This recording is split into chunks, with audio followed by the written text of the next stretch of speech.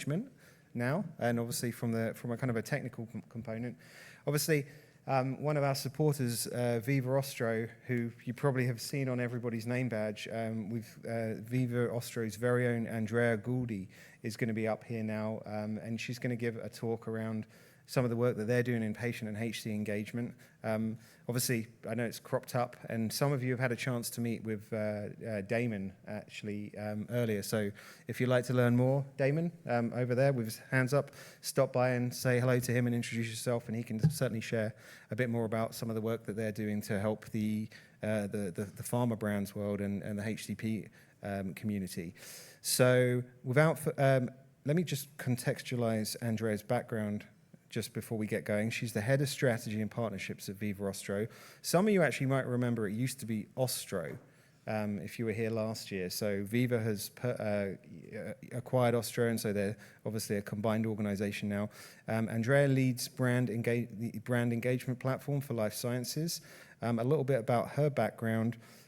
She serves on the board of the Healthcare Business Women's Association, has volunteered and coached with the Special Olympics for 15 years. She's got a Master of Public Health and a Bachelor of Science. And obviously, Andrea is going to be presenting a little bit more about, as mentioned, the work that they do in improving patient and HCP engagement. There'll be a little bit of time at the end for Q&A. Please join me in welcoming Andrea as our next speaker this afternoon. Thank you.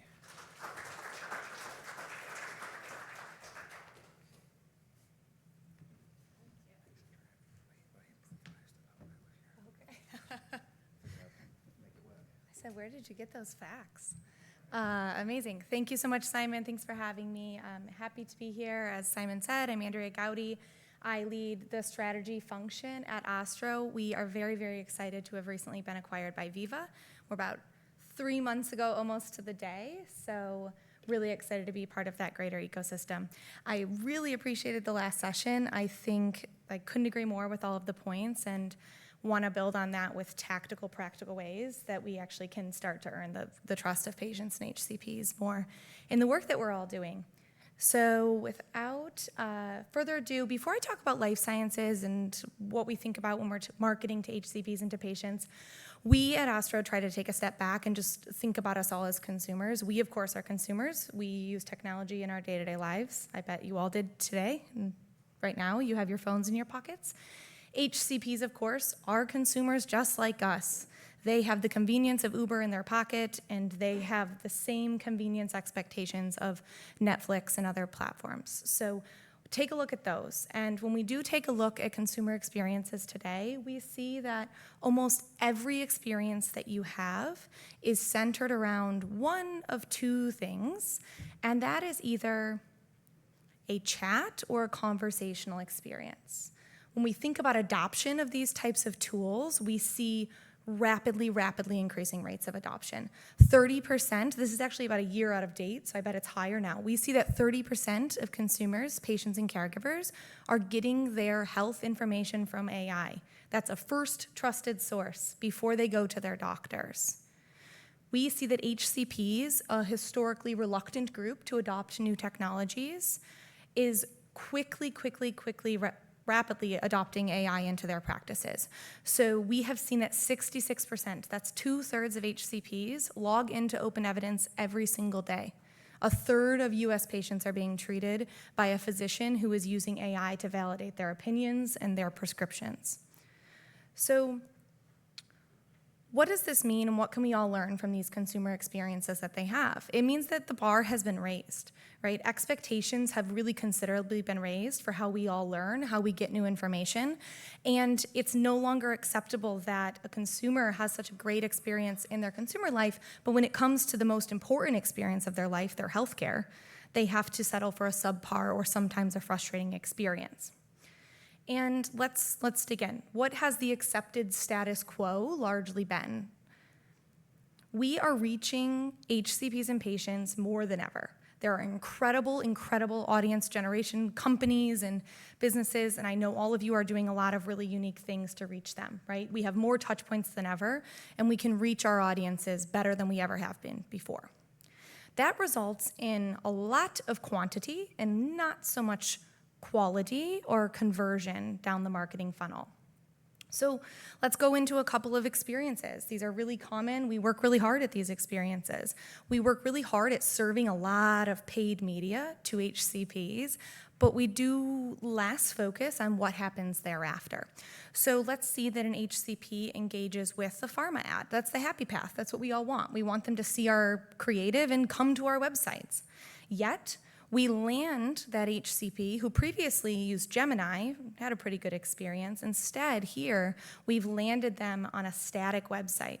We're asking an HCP who has less time than ever and a lower threshold for frustrating user experiences than ever to think and click and scroll and do the hunting for information on their own. We're putting the burden of learning about our products onto our customer. What do we learn from this? We hear from HCPs that 60% of them are frustrated by the content they get from pharma companies. They think that pharma does not understand their needs and they provide them irrelevant content. There's a gap here, right? We're missing this gap. Let's talk about email. CRM email came up in the last discussion. This is still one of the only ways that we can do one-to-one interactions with our audiences, to your point, that we still have the ability to get a one-to-one CRM opt-in. So what do? We send them emails. Great, right? We've landed directly into their inbox. This is a really powerful channel. But what happens if they have a question? Isn't that what we hope? We hope that we send them an email and we'll spark some interest in our product or the message that we're sending. Instead of giving them the ability to reply and to have a dialogue and have a real conversation with us as brands, we almost always have a no reply option. So me as an HCP, I'm interested, you've engaged me in this highly personal digital channel. I have no option to reply, maybe a bounced email, that's pretty frustrating. And if I do want to ask a question or engage in dialogue, almost always the only way that we give HCPs or patients to engage is by escalating to a live agent, a rep, a patient support services, financial support services. And I don't know about all of you, but picking up the phone and talking to a live agent, not my first choice to engage. And a lot of HCPs don't want to talk to a rep yet. You haven't earned the trust to be able to bring a rep into their office or start to have that rep conversation. So it leads to another digital dead end. Let's think about patients. So patients have a frustrating, a challenging experience, right? When they're trying to learn about products, they're maybe trying to get products. Where do they go? Dr. Google maybe, they go to one of the LLMs to start to learn about a product, and they're served a lot of competing information with little to no citations. They don't know who to trust. How can I possibly, as a consumer, filter through all of this information? And so this leads me down a path where I am left to figure out what is the trusted source, where am I going to get the right information? It's confusing, it's scary, and patients don't, we see 87% of patients lack the reading comprehension skills to understand the average piece of pharma content. That's a lot. That means that we're sending them into these experiences where they're not fully prepared to understand the information as we're delivering it to them. Another digital dead end. So what are we doing about this? How do we see that we can fix this? We see a modern patient and HCP journey kind of unfolding before us all now, and of course AI helps to power this. The opportunity to engage HCPs and patients is raising the bar, right? We have new technologies that help us to engage. We see this as a really fundamental shift from monologue, brochures, serving very, very long form pieces of content and putting the burden on our customers to one that is filled with a lot more dialogue, letting our customers take charge, tell us what they want, give us first party insights, and we can respond accordingly. As a call to action to you all, right, who are working on communicating with your audiences, I would tell you to think about 3 fundamental principles when you're going to communicate with your audience. And this is what we think about every single day. These are our North Stars. Are we doing right by our customers? Make it intuitive. Is it easy to use? You all use voice text. I use voice text. We text. We have natural language processing. We all have semantic understanding in our lives.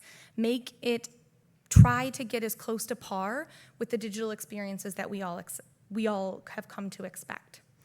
Make it efficient, make it easy.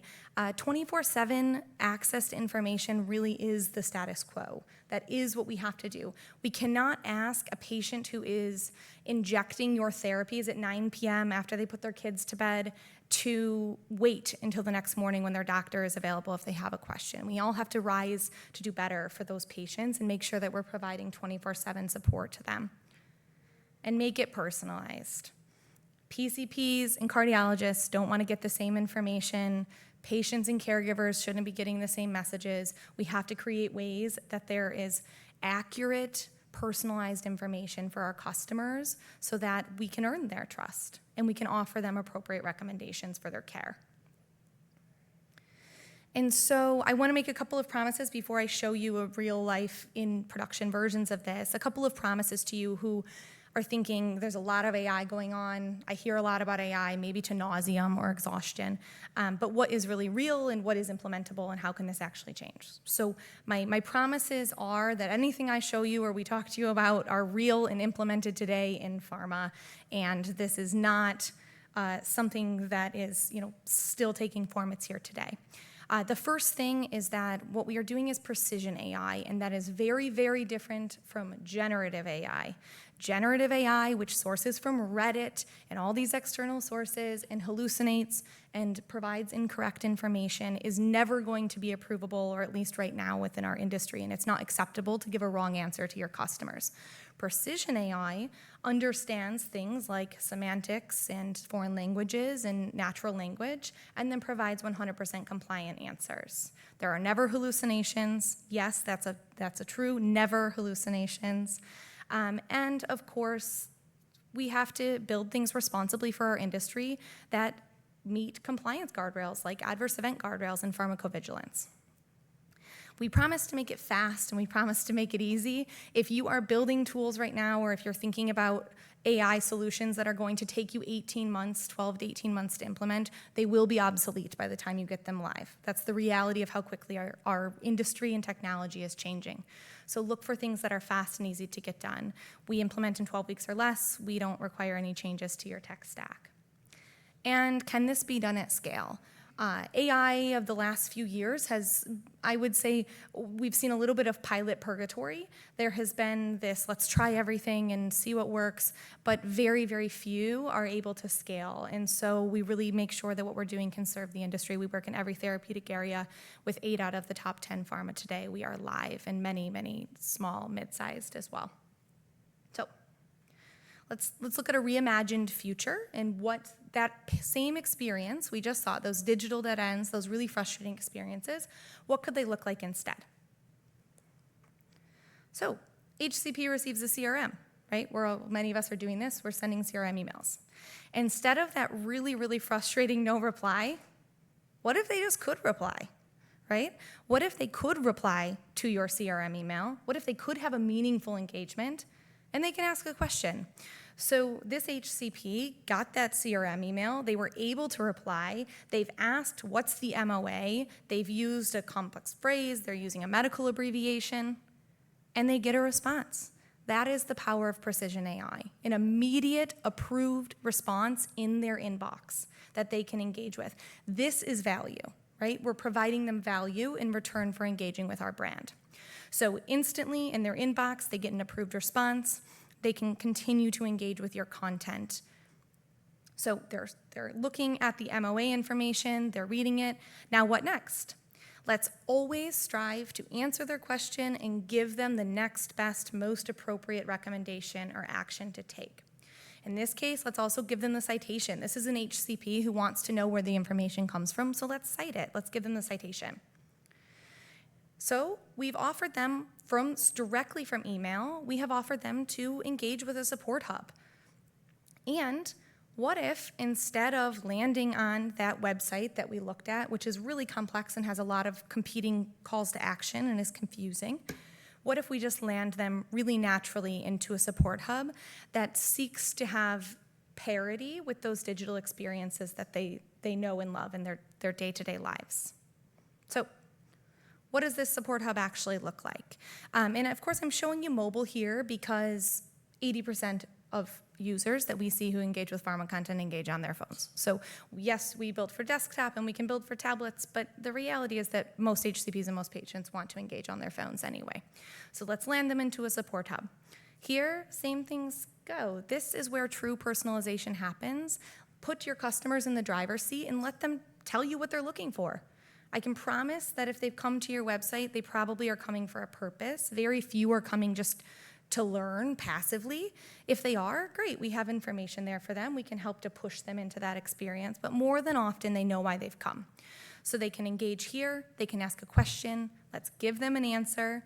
We can pull in any relevant multimedia content, video content, provide what's most relevant, and then let's send them on to the next best thing. What is the power of AI? What is the power of semantic search, natural language understanding and processing?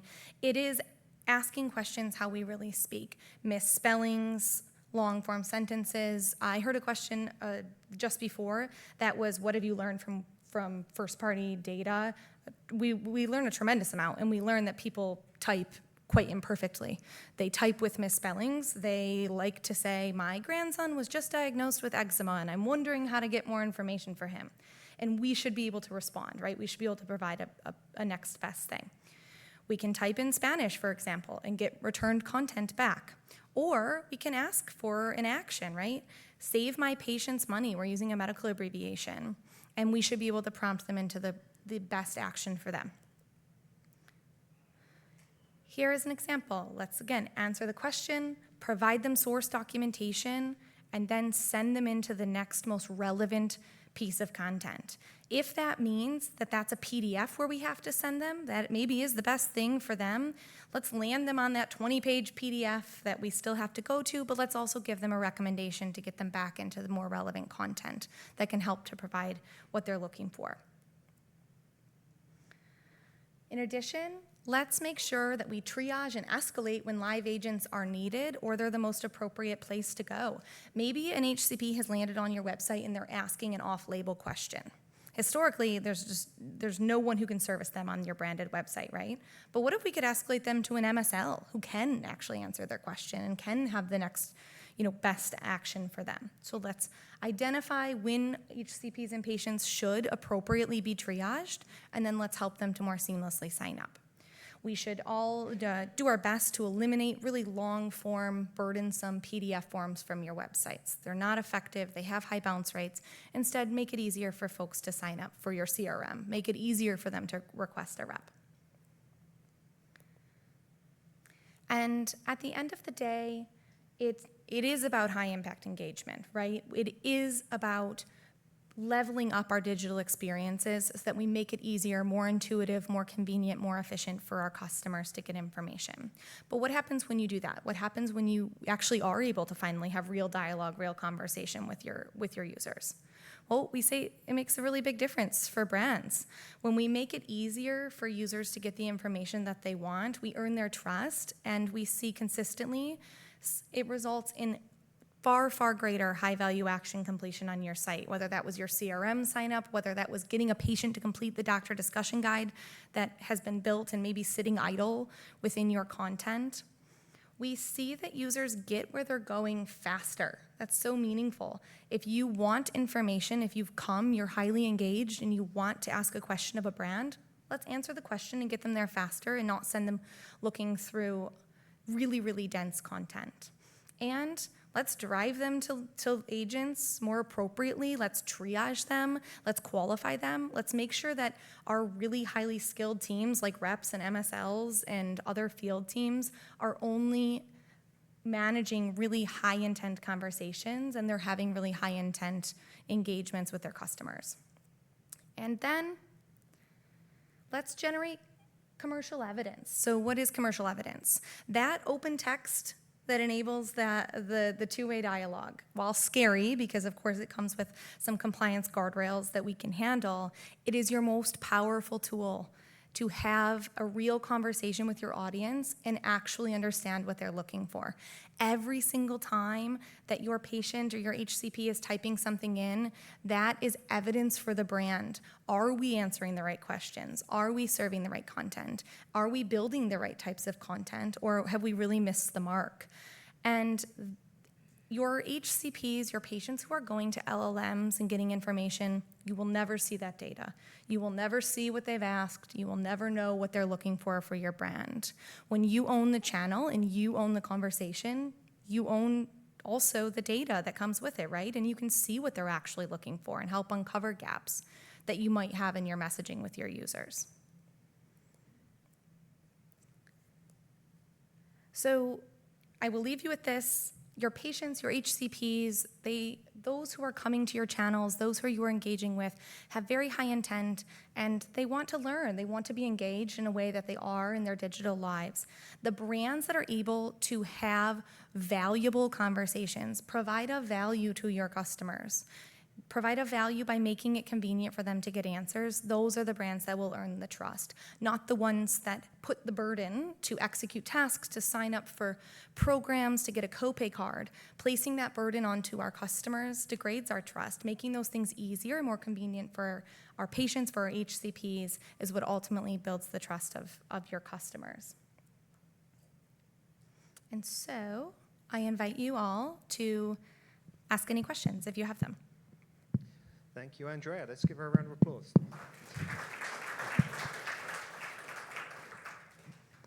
Hi, Susanna Foos, Insight Pharma.